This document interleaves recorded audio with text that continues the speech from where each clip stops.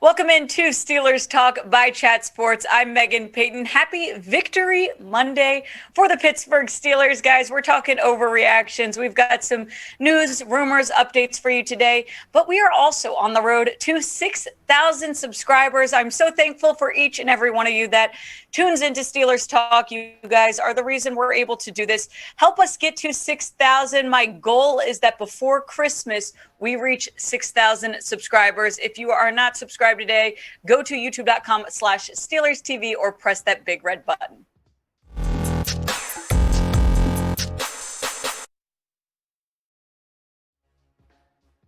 As we said, it's Overreaction Monday. We do these every week, and it's a lot more fun when the Steelers win. Typically, they're a little bit more positive, and there are a lot of positive things to talk about. After this crazy divisional game, Steelers beat the Ravens right down to the wire. And you know what? As I think about this game, I think obviously the main storyline is the Ravens deciding to go for two at the end there. And a lot of people are obviously going to criticize that call. Some people, though, if that would have worked out, would have said, oh, John Harbaugh's a genius for doing that. So it's interesting because today Mike Tomlin was asked about what he would do. And Dale Lawley, who reports on the Steelers, said, Tomlin said if put in the same position as John Harbaugh yesterday, the thought that the Steelers are playing Thursday night might have impacted his decision to go for two and try to avoid overtime. So that's a really interesting perspective because Mike Tomlin typically, I don't think, would go for that call. But it is true. Hey, Steelers are playing Thursday night. Would have this been a situation where you say, let's risk it. Let's go for two here. Let's win the game. We got to get these guys back asleep and ready to go by Thursday. So it's fun. This wasn't the situation, but I will ask you guys, if the roles were reversed yesterday and the Steelers were in a situation where they could have kicked an extra point to tie the game, go into overtime, or they could have gone for two to win the game, what would have they done, or what do you think they should have done? If you think they should have gone for two, type 2 in the comments. And if you're saying play it safe, go to overtime, type XP for extra point. But whether you think they should or shouldn't, they didn't. They weren't in that situation, and that's good for them. So it's time for us to jump into our overreactions of Week 13. The first one being TJ Watt, Defensive Player of the Year. Now, we've brought this topic up a couple times in the show this season, but it's becoming more and more realistic. He's obviously proving himself more and more as the season goes on, and I'm saying he's definitely in the mix. No doubt about that. TJ Watt has been playing really well. Just yesterday, I mean, one of his best games, 6 tackles, 3 tackles for loss, 3.5 sacks, and 6 quarterback hits. That's very impressive. And guys, I mean, TJ Watt is all over the place. He has had COVID issues. He's had injury issues. So there is not a doubt in my mind that he's probably the top candidate, or at least top 2 candidates for Defensive Player of the Year. If we look at the odds, how they stand right now, this is just coming from one source, kind of some of them, they vary a little bit, but Myles Garrett was leading at plus 200. Now, I did see a couple sites that switched it after yesterday's game with TJ Watt. He's plus 250. I did see some places have him at number 1. So regardless, Myles Garrett, TJ Watt are probably the top 2 contenders. Trevon Diggs plus 400 and Aaron Donald plus 1,300. These guys are all great. I'd say Myles Garrett and TJ Watt, though, are the top 2 as it stands right now. So who do you guys think should win Defensive Player of the Year? This is our pinned comment. You might get the ad break here, so it's the time you go in, you get your votes in. Even if you're a Steelers fan and you don't think TJ Watt's going to win, that's okay. Just give me your votes. Go to the comments right now. Let me know who is going to win Defensive Player of the Year. To me, TJ Watt deserves this. I mean, and I said this earlier in the season because TJ Watt has kind of gotten screwed, I feel like, of this award a couple years in a row. And so if he doesn't win this year, I feel like it would be ridiculous. The stats he has had this year haven't only played, 10 games? It's very impressive. Now, Myles Garrett is very impressive as well. Now, you look at these two guys, these are very misleading, though. So I'm going to compare them, but we have to obviously obviously point out, they're playing two different positions. Yes, they're both edge rushers, but Garrett is a defensive end, TJ Watt's an outside linebacker, but it's really just they're on two different defensive systems. Garrett's on a 4-3, Watt's on a 3-4. Now, you still look at these guys and you say, wow, this is very impressive. They each have 16 sacks. Watt has 4 forced fumbles. An overall grade, Myles Garrett has a 91.8 and Watt has an 89.6. I think Watt will end up winning this year. That's just my prediction as we get closer to the end of the season. I think TJ Watt deserves this award. And I think yesterday really showed it. I mean, he didn't even practice. Does Watt even need to practice before a game? I mean, he was at home all week dealing with COVID. I didn't think he was going to play. I don't think a lot of us thought that he was going to be able to play. And so during his press conference, he was asked, how were you able to work out, keep up with the cardio? And he said, I used a stationary bike at my house and put the cleats on, ran around. I've got like a half an acre lot at my house, so I was running around trees. Corny stuff, but I had to do what I had to do. So it's pretty funny. I wish we had video of TJ Watt in his house, putting on his cleats, running around outside. But hey, it worked for him. Mike Tomlin was asked, hey, does TJ Watt need to practice this week? He jokingly said, yes, he does, and it'll be without music. So, hey, maybe a little still beef with him and Chase Claypool there. But let's move on. TJ Watt, Defensive Player of the Year. I'm saying yes. Let's move on to our next overreaction.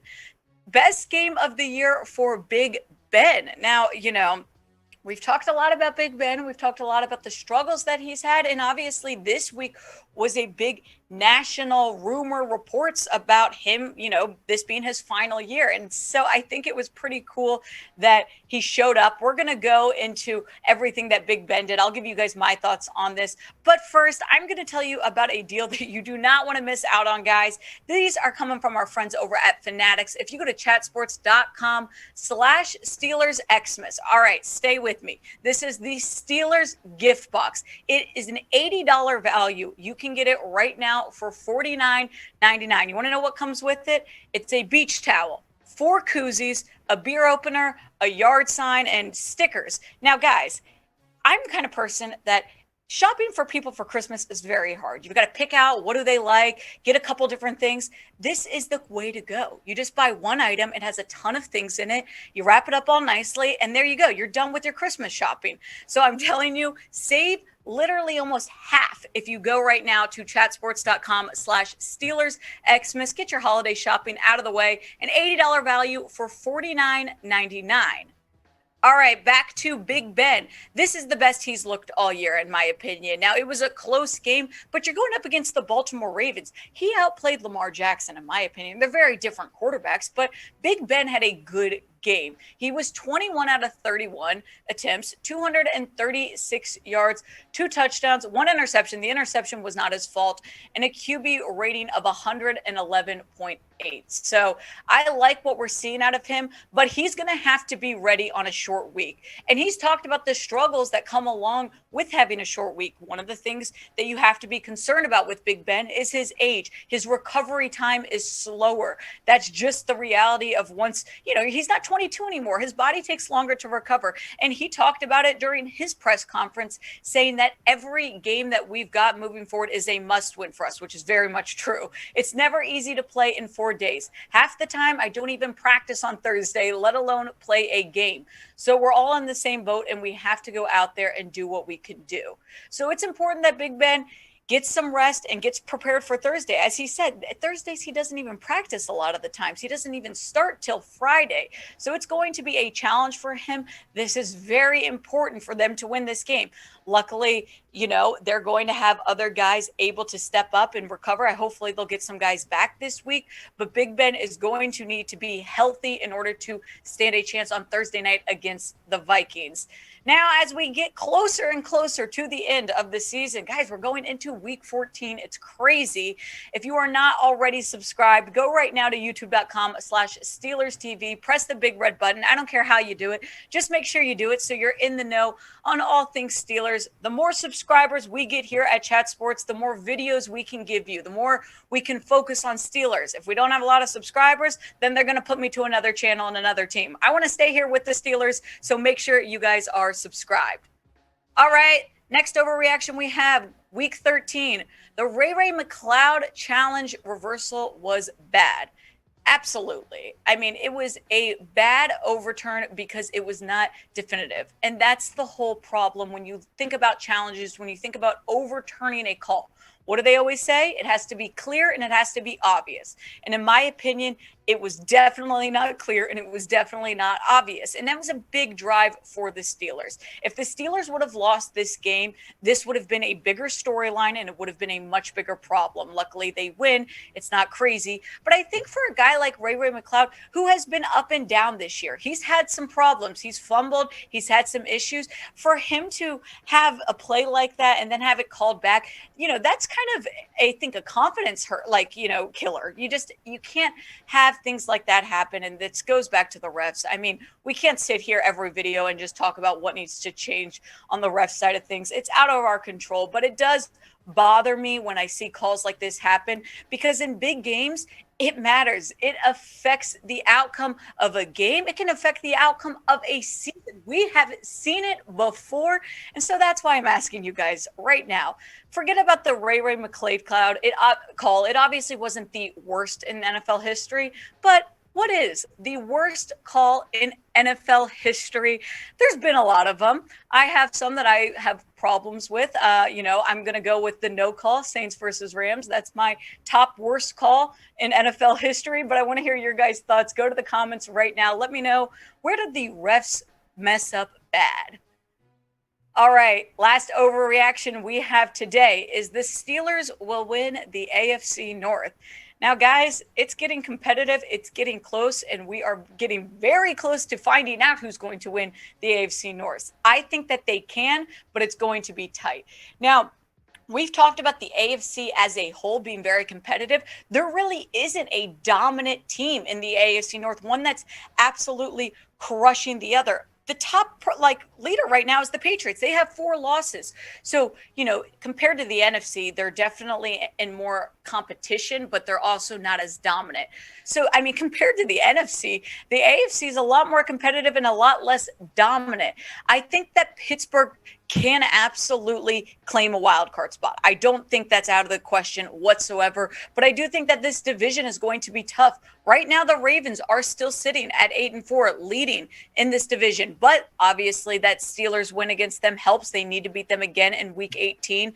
Bengals at 7-5, and the Browns at last place. Steelers sitting at the 3rd spot. I think that this tie is going to absolutely impact whether or not the Steelers win the AFC North. That's just my opinion, because in reality, I don't see a lot of ties happening. I mean, who knows? Maybe I'm wrong and maybe there's ties the next few weeks, but I think that the Steelers tying the lines could absolutely kill them, or it could help them. I don't know which one it's going to be, but I think it is going to come down to that. Still a few more weeks to go, though, so I will ask you guys, who do you think is going to win the AFC North? Get your votes in. And by the way, you can be realistic. If you don't think the Steelers are going to win the AFC North, but they're going to make the playoffs, that's okay too. But make sure right now you go to the comments. Let me know who's winning the AFC North.